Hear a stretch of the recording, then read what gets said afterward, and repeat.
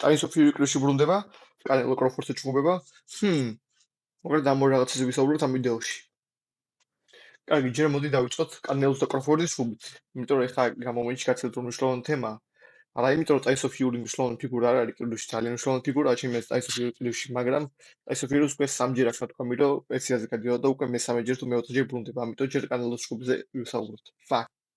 მოგეთ ვინც არ იცით, რიგ მაგაზინმა თავის არხზე დადო ესეთი პოდკასტი სახელად The Goat Podcast-საც, ნუ Goat ვიცით ყველა მას ნიშნავს, ყველა დროის საუკეთესო და ამ პოდკასტზე არიან Tom Brady, Terence Crawford და კანელო რა თქმა უნდა, Shaquille O'Neal და Dana White. და ძალიან საინტერესო განხილვა მიდის ამ ჯგუფის და საინტერესო კითხვები მოდის ამ ხალხისგან და ნახოთ რაღაც მომენტები. ამ ვიდეოს ჩავლინკა, ვისაც ძალიან გიდათ ნახვა და ერთ მომენტს გაახებთ ახლა. ნუ პოდკასტის მოკლე ვიდეოა, 21 წუთიანია მარტო და ახლა მეორე წუთზე ეს მომენტი, რომელსაც გაჩვენებთ, უკვე შეხვედრებულია დიალოგი რა. დაუსმინოთ. You know, I'm a fan of both of you guys. Listen to what you say. You said Bud only had one big fight in his career. Do you really feel that way? You know, and if you look at his career, don't get me wrong, okay? He's a good fighter, a great fighter. I always say before I see him calling me out and want the fight and everything, I see before. I say before he's a great fighter.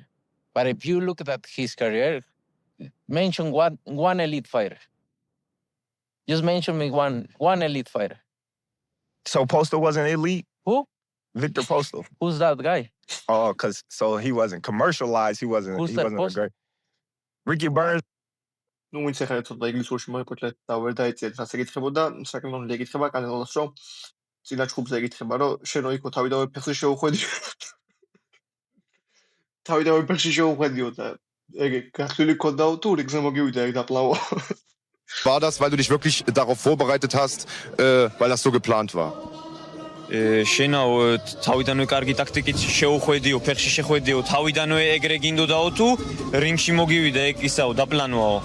არა, თავიდანვე მე ჩემ რო გამოდივარ კან მოგდა ჩაგემოდი მაკითხა გამოსვლებაზე რა ტელესკოპის გამოსვლებაზე ეკითხება კანელოს. რაზეც კანელო ჯერ თავის დამწრეული ინგლისური ცდილობს რომ საერთოდ არ გამოვიდეს ცოტა იძახის რომ ტელესკოპი ძალიან მაგარი მოჭყვარია, მას ამბობდი საერთოდ ჩუბიც შენიშნებოდა და ასე შემდეგ. და მე მოკლედ ძალიან მოწოს კანელოს ინგლისურად ლაპარაკი, იმიტომ რომ თათან ძალიან ვაფასებ, იმიტომ რომ ბოლო წლებში ძალიან განავითარა ინგლისური ენის საუბრის შესაძლებლობა. იმიტომ რომ 2-3 წელი ვერსი წარმოიდგენდი კანელოს ესეთი სიტუაციაში, როცა თარჯიმნის გარეშე ესე მარტო ზით და ინგლისურად საუბრობ, რაც ძალიან საფასებელია, რომ ესე ხაზარდა ეგ პონტი. მოკლედ ეკითხება, რომ if you look at his career, mention me one elite fighter. მოკლედ ერთი ტოპ მოჭუბარი მითხარი, რომელსაც elite მოჭუბარი რომელსაც უჩხუბია Terence Crawford-ო რა. და მე არ მახსოვს ვიღაც Crawford-მა ვიღაც სახელი უთხრა და who's this guy? ანუ შეიძლება ძალიან სოციალურად არც ლობს რომ იხუპროს, მაგრამ მაინც ძალიან სოციალურად კანონს ეგეთი რეპლიკები, მაგრამ მაგას ნეტა შევეცი რამდენჯერ ვთქვი. მოკლედ ვიდეოს ეგზელდება, რომ კანონს ეუბნება, რომ ანუ არიან კაი მოჭუბრები, მაგრამ არიანო elite level-ის მოჭუბრები და შენ elite მოჭუბრთან არავის არ გიჭუბიაო რა. და მე Crawford-ი ეტყვის, რომ არა უშავო, შენ იქნები ის პირველი elite მოჭუბრიო და ნახავ მე რას გიზაო და ახლობით ეგეთ რაღაც ეუბნება. და ცოტა შეცხება აქ რა საუბარი რა, Crawford-ი ამბობს, რომ ჩემთან მოჭუბრობენ მე ეგეთები ანუ მე სხვანაირები ბრუნდებიანო ჩემი ჯგუფის მერე. ანუ ჩემთანაც ეგრე არიანო რა. და ცოტა პატარა კამათი წავა. და საინტერესო პოდკასტია თავიდან ბოლომდე, თან გრძელია რა, ძალიან 20 წუთიანია, ვისაც კიდათ ჩავლინკავ description-ში, თუ დამავიწყე კომენტარებში მითხრათ და ჩაგელინკავთ. ნუ მაგას თქმა საერთოდ უნდა რომ ძალიან დიდი და ძალიან მნიშვნელოვანი, ანუ კრების ისტორიისთვის ძალიან მნიშვნელოვანი ჯგუფია Terence Crawford და კანელო, ძალიან საინტერესოა.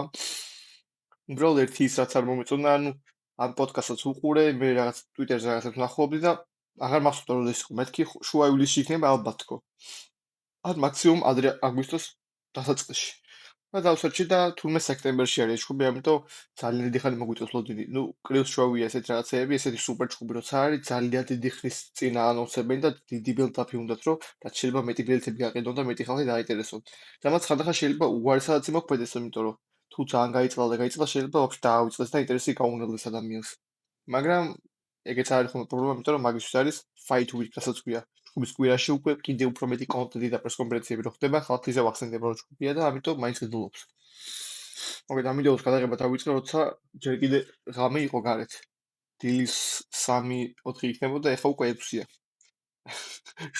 ამ დროში მარტო 5 წუთი როგორ ჩავწერე ეგ არ გითხოთ და მოკლედ უცებ მოდი Tyson Fury სიტუაციაზე ვისაუბროთ და მოკლედ ამ ვიდეომ რაღაც 10 ნახვა მაინც ვააგრო მაინტერესებს როგორი სტილის ვიდეოები მოგეწონებათ ანუ მე იდეა შემიძლია ჩხუბებიც უფრო ჩავშალო ანუ ისტორიები ჩავშალო მაგალითად კროფორდის ბოლო ჩხუბები როგორი იყო ვის საინ ჩხუბა როგორ დამთავრდა კანელოს ჩხუბებზეც იგივე გავაკეთო ესეთი ვიდეოებიც შემიძლია ბოლოს რა ელაპარაკეს და რა სიტუაციები იყო ზოგადად სოციალურ მედიის სივრცეში ანუ ვინ რა თქვა რატო უთხრა ვის უთხრა როგორ უთხრა რამდენჯერ უთხრა და ასე შემდეგ ამ ვიდეოს უცებ ვაკეთებ სატესტოდ რომ ვნახო ეხება თუ არა საერთოდ ნახვები ანუ დააჭერს თუ არა ხალხი ვიდეოს საათს მარტო კლიპზე საუბარი ეგ მაინტერესებს და სატესტო პატარა ცოტა უხარისხო ვიდეოც არის მაგრამ ნახავ რა 20 ნახვა მაინც მქონდა აფას გავაგრძელი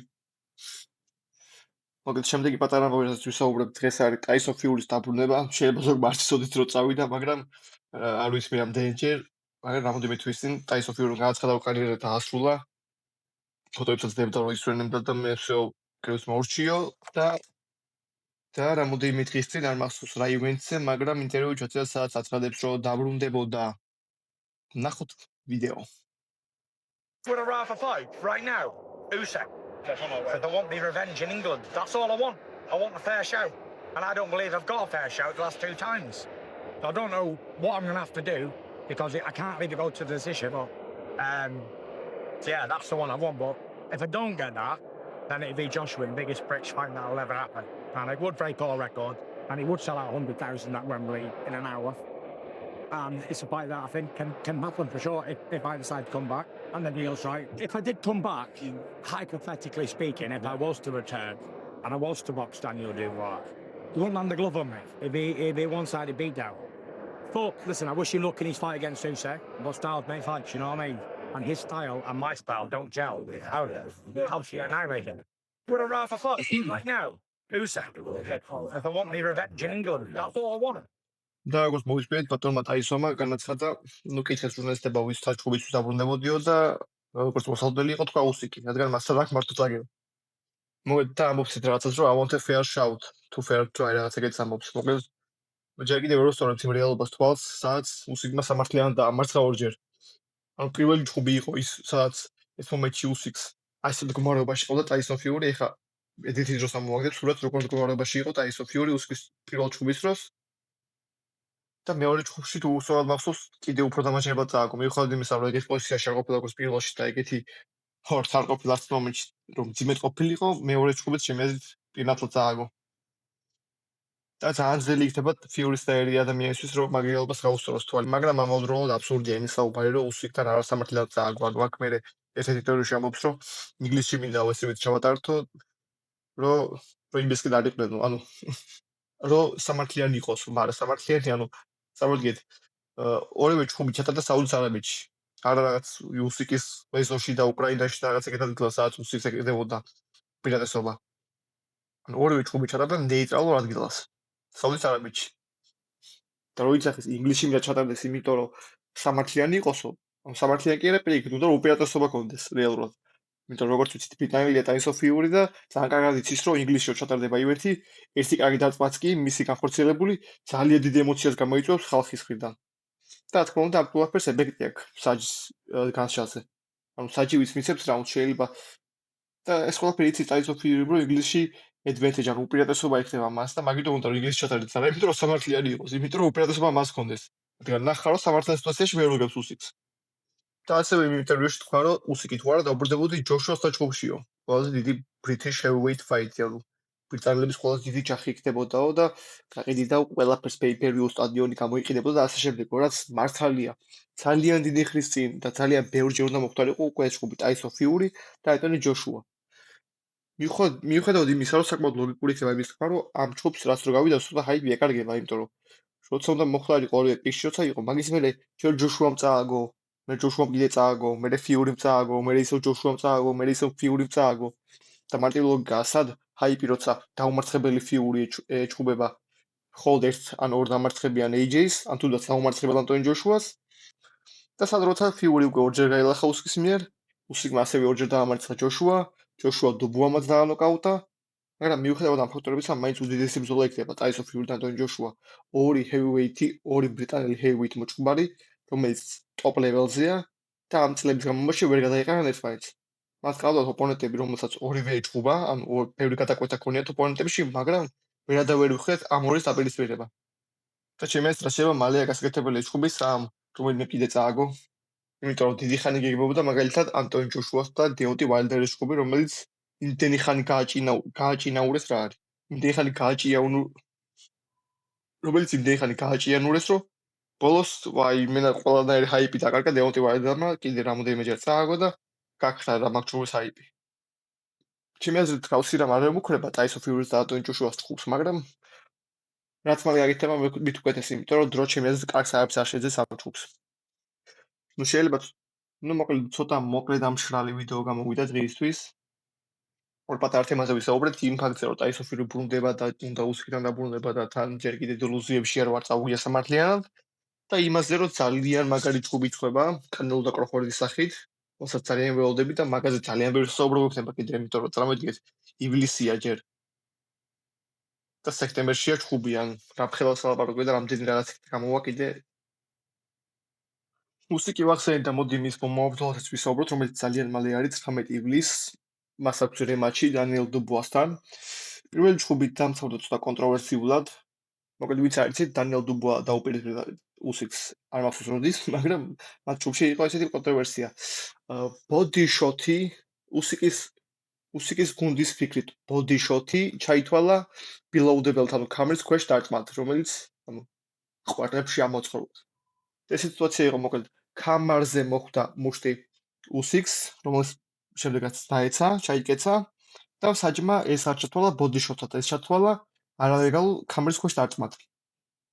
აქაც შევეცდები სურათი ამოვანთო და ძალიან ბევრი განხილვა მიდიოდა ამის შესახებ, იყო თუ არა ეს ლეგალური დარტყმა, იმიტომ რომ კამარს ხვდება, არ ძალიან ქვევიდან ხوار ხვდება და მოკლედ დუბუას გუნდი ატკიცებდა, რომ იქ ბოდი შოთი მოხდაო და მაგით დავაგდეთო ჩვენო ძმაო და უნდა მოგვიგო ეს ჯგუფიო.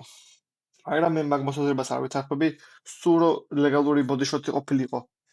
უსიკმა იმდენი ხანი იმიტომ დაისვენა მაგ არალეგალური დარტყმის გამომიცემული დროის შემდეგ, რომ ამის საშუალება მიცავს საჯმა თორემ. საჯო ეგ დარტყმა ჩემი აზრით განეხილა როგორც ლეგალური დარტყმა და ჩოლბური ნოკდაუნი ყოფილიყო, უსიკი გააგრძელებდა ჩემი აზრით ჯგუფს.